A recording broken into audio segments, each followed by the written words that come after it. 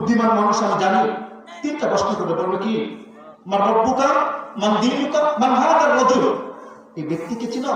তখন কি আমি হাসান জামিলের কথা বলবে? না। কার কথা বলবে? মান হাদার রাজুল। এই লোককে চিনো? যারা মুত্তাকি, যারা নবীর প্রেমিক, তারা বলবে ইয়া মুহাম্মদ, এ তো আমাদের মুহাম্মদ সাল্লাল্লাহু আলাইহি ওয়াসাল্লাম।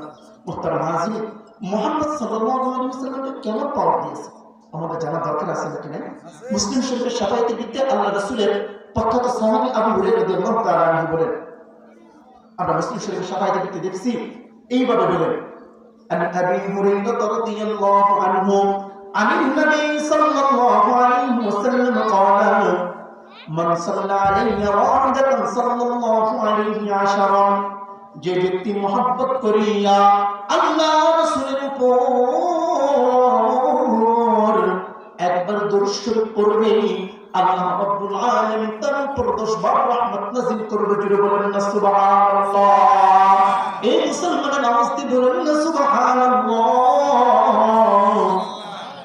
এই মুহাম্মদ সাল্লাল্লাহু আলাইহি ওয়াসাল্লামকে কি পরিমাণ কষ্ট দিয়েছে জানেননি? মুহাম্মদ সাল্লাল্লাহু আলাইহি ওয়াসাল্লাম বলেন, এই দাওয়াতি কাজ করার জন্য, ইসলামের কাজ করার জন্য, কুরআনের দাওয়াত দেওয়ার জন্য আমাকে যে পরিমাণ কষ্ট দেওয়া হয়েছে, আমাকে যে পরিমাণ বলে দেখানো হয়েছে, অন্য কোনো রাসূলকে এই পরিমাণ বলে দেখানো হয়নি। মুহতারাম হাজির, একটি ঘটনা শুনলে আপনারা বুঝতে পারবেন। আবু জেহেল এশিয়া মুহাম্মদ সাল্লাল্লাহু আলাইহি ওয়াসাল্লামকে ডাক দিয়ে বলে, মুহাম্মদ, বাতিজা তুমি তো অনেক বড় নবী, আল্লাহ রাব্বুল আলামিন তোমার উপর কুরআন নাযিল করেছে। হে মুহাম্মদ, তোমাকে একটি প্রশ্ন করব, এই প্রশ্নের জবাব যদি তুমি দিতে পারো এবং এই অলৌকিক ঘটনা যদি তুমি করাই দিতে পারো, আমি আবু জেহেল বলতেছি